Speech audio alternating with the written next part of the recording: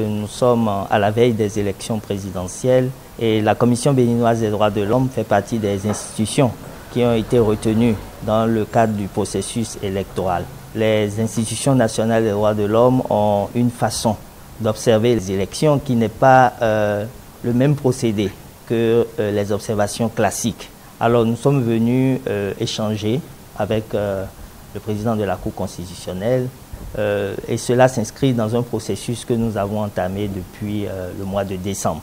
Nous avons rencontré les médias, nous avons rencontré la Sénat, la HAC, le COS, l'EPI, la plateforme de la société civile et les forces de défense et de sécurité. Et donc il était important pour nous de rencontrer l'institution qui est chargée, au regard de notre Constitution, de réguler et également de veiller à la bonne tenue des élections présidentielles dans notre pays. Alors ça a permis d'échanger avec le président de la Cour constitutionnelle sur beaucoup de sujets, beaucoup de questions. Nous partons de cette audience renforcée dans notre détermination de jouer également en tant qu'institution nationale des droits de l'homme notre partition dans la réussite de cette élection. Ça nous fait 25 mois que le bureau exécutif de la Commission béninoise des droits de l'homme a été élu. Et donc nous entamons ainsi la 3e année de notre mandature. Et donc c'est la première fois. Comme vous le savez, ce sera certainement la seule élection présidentielle que cette mandature pourra avoir l'occasion d'observer.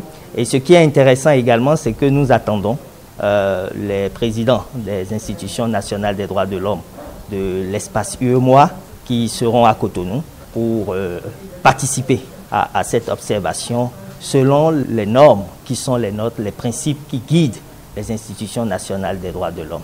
À l'issue de cela, certainement une déclaration sera faite par l'institution nationale des droits de l'homme de l'espace UEMOA. Ce qui est important pour nous, c'est que nous observons les élections en tenant compte véritablement des violations, les violations des droits de l'homme qui pourraient survenir avant, pendant et après.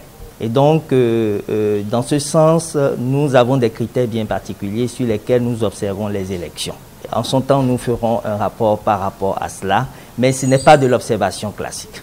Et c'est cette particularité que nous tenons à matérialiser en venant voir le président pour voir en quoi mettre un partenariat en place pour que nous puissions véritablement aider aussi la Cour constitutionnelle à prendre les décisions qui s'imposent dans ce processus.